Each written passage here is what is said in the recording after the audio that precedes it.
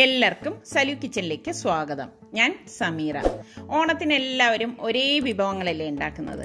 അതിൽ കുറച്ച് വ്യത്യാസമായിട്ട് നമ്മൾ ചെയ്യുമ്പോഴാണ് ഡിഫറെൻറ്റ് ടേസ്റ്റും വെറൈറ്റി ടേസ്റ്റും ഒക്കെ നമുക്ക് കിട്ടുന്നത്. അപ്പം അങ്ങനെയുള്ള 2 റെസിപ്പിയാണ് ഇന്ന് ഞാൻ നിങ്ങളുമായി ഷെയർ ചെയ്യുന്നത്. അപ്പം നമുക്ക് അതെങ്ങനെയാണ് തയ്യാറാക്കുന്നതെന്നൊന്ന് നോക്കിയാലോ.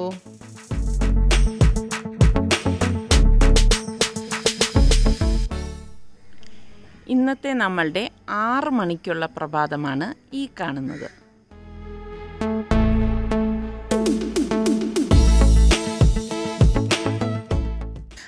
ഞാൻ എപ്പോഴും പറയുന്നത് പോലെ നമ്മളുടെ ചാനൽ ഇനിയും സബ്സ്ക്രൈബ് ചെയ്യാത്തവരുണ്ടെങ്കിൽ സബ്സ്ക്രൈബ് ചെയ്യാനും തൊട്ടടുത്ത് കാണുന്ന ആ ബെല്ലൈക്കൺ പ്രസ് ചെയ്യാനും മറന്നു പോരുത് കേട്ടോ. എങ്കിൽ മാത്രമേ ഞങ്ങൾ വീഡിയോസ് പോസ്റ്റ് ചെയ്യുമ്പോൾ നിങ്ങൾക്ക് നോട്ടിഫിക്കേഷൻ കിട്ടുകയുള്ളൂ.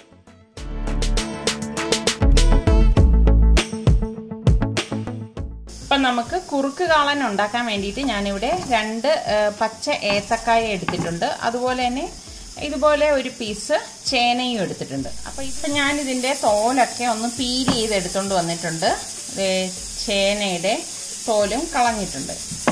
നമുക്ക് ഇത് കുറച്ച് വലിപ്പത്തിലുള്ള പീസായിട്ട് വേണം കട്ട് ചെയ്യാൻ.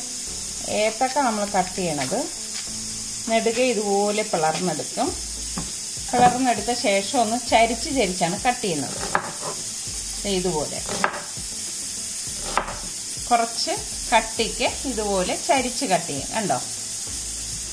അപ്പം എൻ്റെ കയ്യിൽ ഇങ്ങനെ ഞാനൊരു സാഹസം കാണിച്ചതാണ്. ആകെ വൃത്തികേടായിപ്പോയി, എല്ലാവരും ക്ഷമിക്കണം. ഒന്ന് മൈലാഞ്ചി ഇടാനുള്ള ശ്രമം നടത്തിയതാണ് കേട്ടോ, പാളിപ്പോയി. അത് പോട്ടെ. അപ്പം നമ്മളിത് ഇതുപോലെ ചരിച്ച് കട്ട് ചെയ്യണം. അപ്പോൾ ഇതെല്ലാം നമുക്ക് ഒരു ബൗളിലേക്ക് ഇട്ട് കൊടുക്കാം. കണ്ടോ? ഇതുപോലെ കട്ട് ചെയ്തെടുക്കണം.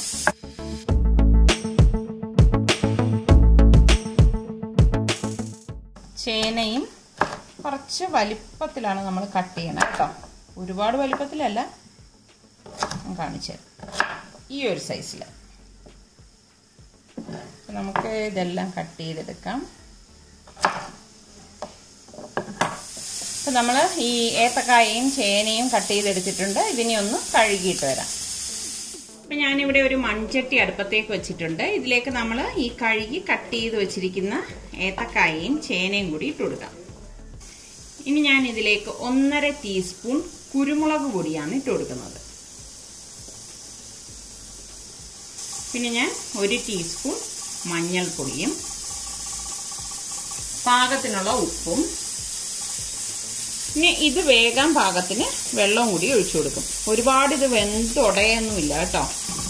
കുറുക്ക് കാളൻ എന്ന് പറഞ്ഞു കഴിഞ്ഞാൽ നമ്മൾ ഇങ്ങനെ കഴിക്കുമ്പോൾ നമുക്ക് ഈ കഷ്ണങ്ങൾ കടിക്കാൻ കിട്ടും. അപ്പോൾ ഒരുപാട് വെള്ളം ഒഴിച്ച് ആദ്യമേ വേവിക്കരുത്. പാകത്തിന് മാത്രം വെള്ളം ഒഴിച്ചു കൊടുക്കണം. അപ്പം ഞാൻ ഇത്രയും വെള്ളമാണ്, അതായത് ഈ വെജിറ്റബിൾ നിരക്കെയുള്ള വെള്ളമാണ് ഒഴിച്ചു കൊടുത്തിരിക്കുന്നത്. ഇതുപോലെ ഒന്ന് ഇളക്കിയിട്ട് മൂടി വെച്ച് നമുക്കിതൊന്ന് വേവിച്ചെടുക്കാം. ഇടയ്ക്ക് ഇതിൻ്റെ അടപ്പൊന്ന് മാറ്റിയിട്ട് ഒന്ന് ഇളക്കി കൊടുക്കാം.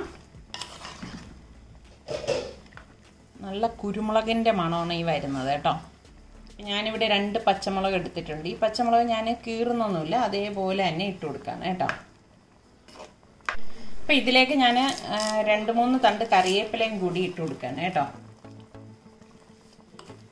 ഇത് പെട്ടെന്ന് തന്നെ വെന്ത് കിട്ടും കേട്ടോ. നമുക്കൊന്ന് മൂടി വെക്കാം. അപ്പം ഇതിലേക്കുള്ള അരപ്പിനി നമുക്ക് തയ്യാറാക്കിയെടുക്കാം.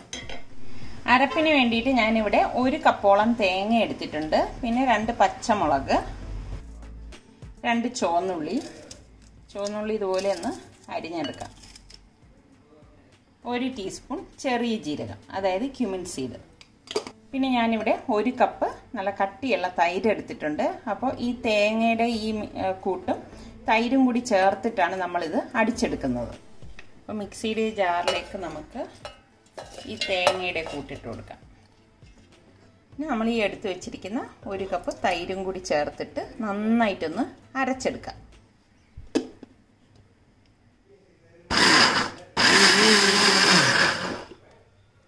നമ്മളിത് അരച്ചെടുത്തിട്ടുണ്ട്. ഒട്ടും വെള്ളം ചേർക്കേണ്ട ആവശ്യമില്ല കേട്ടോ. അപ്പോൾ ഇതിനി നമുക്ക് വെന്തിരിക്കുന്ന ആ വെജിറ്റബിളിലേക്ക് ഒഴിച്ചു കൊടുക്കാം. അപ്പോൾ നമുക്കിതിൻ്റെ അടപ്പൊന്ന് മാറ്റാം.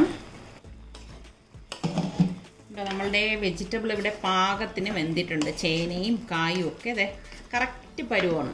അതായത് ഇനി ഇത് വെന്തുടയേണ്ട ആവശ്യമില്ല കേട്ടോ. ഇനി ഇതിലേക്ക് നമ്മൾ ഈ അരച്ച് വെച്ചിരിക്കുന്ന അരപ്പൊഴിച്ചു കൊടുക്കാം. എന്നിട്ട് ഇത് നന്നായിട്ട് ഇളക്കി കൊടുക്കണം.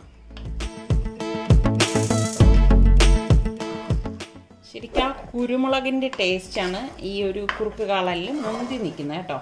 അപ്പം നിങ്ങൾക്ക് കളറില്ല എന്നൊക്കെ തോന്നും, കളറൊക്കെ വന്നോളും. ഇത് കണ്ടിട്ട് ബേജാറാവൊന്നും വേണ്ട കേട്ടോ. ഞാൻ ഈ മിക്സിയുടെ ജാറിലേക്ക് കുറച്ച് വെള്ളം ഒന്ന് കലക്കിയിട്ട് ഇതിലേക്ക് ഒഴിക്കണേ. അരപ്പ് ഇതിലിരിക്കുന്നതുകൊണ്ടാണ് ഞാനിവിടെ ഒരു 1.5 ടേബിൾ സ്പൂൺ വെള്ളം ഒഴിച്ചത്. ഉപ്പ് പാകത്തിനുണ്ടോ എന്ന് നോക്കണം. ഈ സമയത്ത് നമ്മൾ നോക്കണം കേട്ടോ. അടിപൊളി ഇളക്കി കൊടുത്തുകൊണ്ടിരിക്കണം. കുറുക്ക് കാളൻ എന്ന് പറഞ്ഞാൽ തന്നെ നമ്മളിത് ഇലയിലേക്ക് വെക്കുമ്പം ഇങ്ങനെ കുറുകിയിരിക്കും. അപ്പം നമ്മൾ ഇങ്ങനെ തയ്യാറാക്കി കഴിഞ്ഞ് കുറച്ച് നേരം കഴിയുമ്പോഴേക്കും നല്ലതുപോലെ കുറുകിയിരിക്കും കേട്ടോ. തലേ ദിവസമൊക്കെ ഉണ്ടാക്കിയിട്ട് പിറ്റേന്ന് എടുക്കുന്നതെങ്കിലാണ് ടേസ്റ്റ് കൂടുതൽ ഇതിന്. അപ്പം ഇതിവിടെ ഒന്ന് തിളയ്ക്കുമ്പോഴേക്കും ഞാൻ ഗ്യാസ് ഓഫ് ചെയ്ത് കൊടുത്തിട്ട് ഇതിലേക്ക് താളിച്ചൊഴിക്കാം. ഇങ്ങനെ ഇരിക്കുന്നത് കണ്ടിട്ട് നിങ്ങൾക്ക് ടെൻഷൻ വേണ്ട, ഇത് ഇരുന്നിട്ട് കുറുകും കേട്ടോ. ഒട്ടും നമ്മൾ വെള്ളം അരയ്ക്കുമ്പോഴൊന്നും ചേർക്കരുത്. ഇപ്പോൾ മിക്സിയുടെ ജാറിലേക്ക് ലാസ്റ്റ് 1.5 ടേബിൾ സ്പൂൺ വെള്ളം മാത്രം നമ്മൾ അരപ്പ് അതിൽ ഇരിക്കുന്നത് കൊണ്ടാണ് ചേർത്തത്. അപ്പം ദേ നമ്മളുടെ കുറുക്ക് കാളൻ ഇവിടെ റെഡി ആയിട്ടുണ്ട്. ദേ തിളയൊക്കെ വന്നിട്ടുണ്ട്. നിങ്ങൾക്ക് കഷ്ണങ്ങൾ കാണുമ്പോൾ തന്നെ മനസ്സിലാവും വെന്തുടഞ്ഞിട്ടൊന്നുമില്ല, എന്നാൽ പാകത്തിന് വെന്ത് വന്നിട്ടുണ്ട് കണ്ടോ. നമുക്കിങ്ങനെ കഴിക്കുമ്പോൾ കടിക്കാൻ കിട്ടണം. ഞാൻ ഇനി ഇത് ഗ്യാസ് ഓഫ് ചെയ്തിട്ട് താളിച്ചൊഴിക്കാൻ പോവാണ്.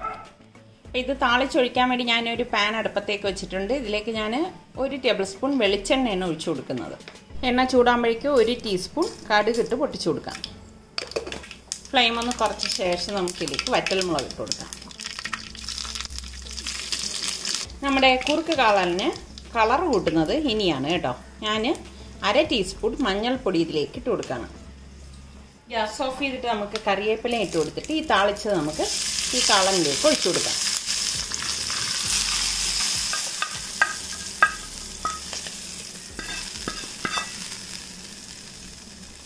ഇപ്പം തന്നെ നിങ്ങൾക്ക് കാണുമ്പോൾ അറിയാം കാളൻ നല്ല കുറുകി വന്നിട്ടുണ്ട്.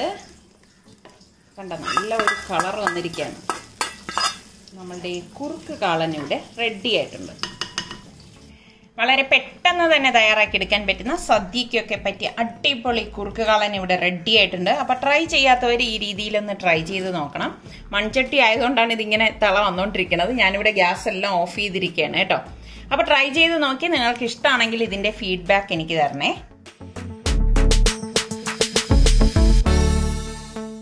എൻ്റെ അടുത്ത് കുറേ പേര് പൈനാപ്പിൾ പച്ചടി വേണം എന്ന് പറഞ്ഞിട്ടുണ്ടായിരുന്നു. അപ്പം ഞാൻ പൈനാപ്പിൾ മധുരപ്പച്ചടി എന്നാണ് അതിന് പറയുന്നത്. അപ്പോൾ ഒരു പൈനാപ്പിൾ ഞാൻ കട്ട് ചെയ്തിട്ടുണ്ട്. ഫുള്ളായിട്ടൊന്നും വേണ്ട കേട്ടോ. ഞാൻ കട്ട് ചെയ്ത് മാറ്റിയിട്ട് ഈ ഒരു ഇത്ര മാത്രമേ ഞാൻ എടുക്കുന്നുള്ളൂ കേട്ടോ. നിങ്ങൾക്ക് എത്രയാണോ വേണ്ടത് അതിനനുസരിച്ച് എടുത്താൽ മതി. ഇതിപ്പോൾ ഞാൻ ഈ ഒരു പോർഷനെ എടുക്കുന്നുള്ളൂ. അപ്പോൾ ഞാനിതൊന്ന് ക്ലീൻ ചെയ്ത് കട്ട് ചെയ്യുന്നത് എങ്ങനെയാണെന്ന് കാണിച്ചു തരാം. അപ്പോൾ പൈനാപ്പിൾ എല്ലാം ക്ലീൻ ചെയ്ത് കൊണ്ടുവന്നിരിക്കുകയാണ്. ഇത് എൻ്റെ കലാവിരുതല്ല കേട്ടോ. ഇത് നിസാറിക്ക ക്ലീൻ ചെയ്ത് തന്നതാണ്. അതുകൊണ്ടാണ് ഇത്ര നല്ല ഒരു ഷേപ്പിലൊക്കെ ക്ലീൻ ചെയ്ത് വന്നിരിക്കുന്നത്. അപ്പോൾ നമുക്കിനി ഇത് കട്ട് ചെയ്തെടുക്കാം. സത്യം പറഞ്ഞാൽ എൻ്റെ കൈ കാണുമ്പോൾ എനിക്ക് തന്നെ ഒരു ഇത് തോന്നുന്നുണ്ട് കേട്ടോ. ആ നഖത്തിലൊക്കെ വെറുതെ അനാവശ്യമായിട്ട് കാട്ടിക്കുട്ടിയത് ഇനി ചെയ്യത്തില്ല കേട്ടോ. അപ്പോൾ ഇത് കണ്ടുകൊണ്ടിരിക്കുന്നവരൊന്ന് ക്ഷമിച്ചേക്കണം. ഇതിൻ്റെ നടുക്കുള്ള പീസ് എടുക്കത്തില്ല കേട്ടോ. നമ്മൾ ഇതുപോലെയാണ് കട്ട് ചെയ്തെടുക്കുന്നത്. ഞാനിവിടെ ഒരു മൺചട്ടി അടുപ്പത്തേക്ക് വെച്ചിട്ടുണ്ട്. ഗ്യാസ് ഓൺ ചെയ്ത് കൊടുക്കുകയാണ്. ഇനി ഇതിലേക്ക് നമ്മൾ ഈ അരിഞ്ഞു വെച്ചിരിക്കുന്ന പൈനാപ്പിൾ ഇട്ട് കൊടുക്കാം. ഇനി നമുക്കിതിലേക്ക് 1 ടീസ്പൂണ് മഞ്ഞൾപ്പൊടിയും കുറച്ച് ഉപ്പ് വളരെ കുറച്ചിട്ടാൽ മതി. ഇത് മധുരപ്പച്ചടിയാണ് കേട്ടോ. ഒരു 2 നുള്ളു ഉപ്പിട്ടാൽ മതി. 2 ടേബിൾ സ്പൂൺ പഞ്ചസാരയും 1 കപ്പ് വെള്ളം എടുത്തിട്ടുണ്ട്. ഈ 1 കപ്പ് വെള്ളം ഒഴിച്ച് ഇതൊന്ന് വേവിച്ചെടുക്കാം. നമ്മൾ വിചാരിക്കും പൈനാപ്പിൾ പെട്ടെന്ന് വെന്ത് കിട്ടുന്ന ഒരു ഫ്രൂട്ടാണെന്ന്. ഒരുപാട് വേഗമുള്ള ഒരു ഫ്രൂട്ടാണ് പൈനാപ്പിൾ എന്ന് പറയുന്നത്. അപ്പോൾ നന്നായിട്ടൊന്ന് ഇളക്കി കൊടുക്കണേ. ഇതിലേക്കിനി നമുക്ക് കുറച്ച് കറിവേപ്പിലയും കൂടി ഇട്ട് കൊടുക്കാം.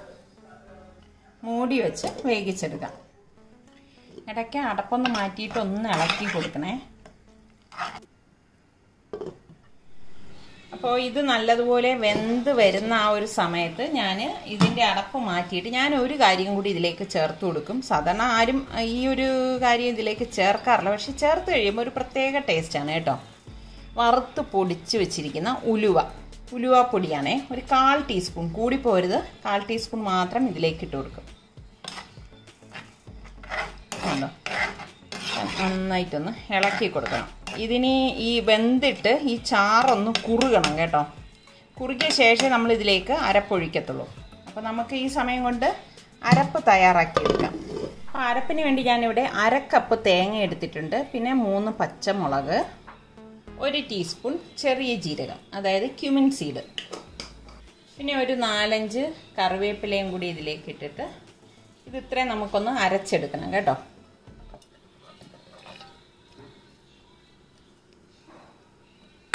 വെള്ളം അധികം ചേർക്കാതെ വേണം ഇതൊന്ന് അരച്ചെടുക്കാനുള്ളത്.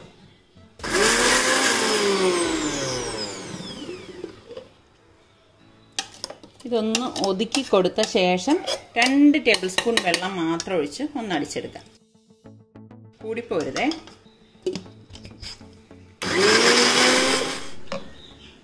ഞാനിത് ദേ ഇവിടെ അരച്ചെടുത്തിട്ടുണ്ട്.